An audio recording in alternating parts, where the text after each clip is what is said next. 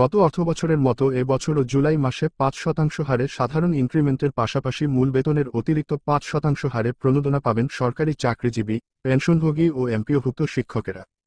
গত অর্থবছরে ক্রমবর্ধমান মূল্যস্ফীতির মধ্যে চাকরিজীবীদের জন্য বার্ষিক বিশেষ প্রণোদনার সুবিধা ঘোষণা করে সরকার। রপ্তানি প্রণোদনাসহ বিভিন্ন খাতের প্রণোদনার হার প্রতি বছর বাজেটে নতুন করে নির্ধারণ করা হলেও 2023-2024 অর্থবছরে ঘোষিত সরকারি চাকরিজীবীদের এই প্রণোদনা সরকার বাতিল না করা পর্যন্ত অব্যাহত থাকবে। অর্থাৎ সরকারি চাকরিজীবীদের জন্য গত বছর ঘোষিত প্রণোদনা সরকার যতদিন বাতিল না করবে ততদিন পর্যন্ত তারা জেনারেল ইনক্রিমেন্টের পাশাপাশি প্রণোদনার সুবিধা ভোগ করবেন। অর্থ বিভাগের কর্মকর্তারা জানান, সাধারণত নতুন পে স্কেল ঘোষণার সময় এ ধরনের বিশেষ ভাতা বা প্রণোদনা বাতিল করা হয়। সর্বশেষ অষ্টম পে স্কেল কার্যকর হয় 2015 সালে, যা কার্যকর হবার 9 বছর চলছে, তবুও নবম পে স্কেল দেওয়ার কোনো সম্ভাবনা দেখা যাচ্ছে না।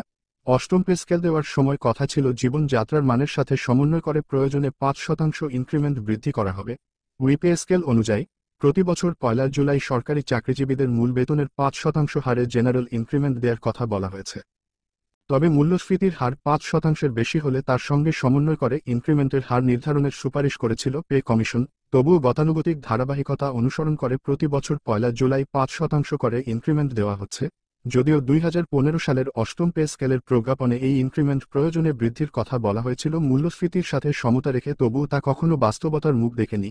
2015 থেকে মূল্যস্ফীতির হার সব সময় 5% এর উপরে ছিল, কিন্তু বার্ষিক ইনক্রিমেন্ট কখনোই 5% এর উপরে দেওয়া হয়নি।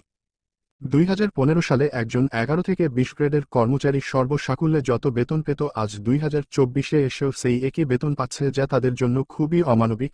এখনই উপযুক্ত সময় নবম পে স্কেল দেবার, তা না হলে সরকারি চাকুরিজীবীরা ঋণের বোঝা মাথায় বহন করতে করতে এক সময় আত্মহননের পথ বেছে নিবে।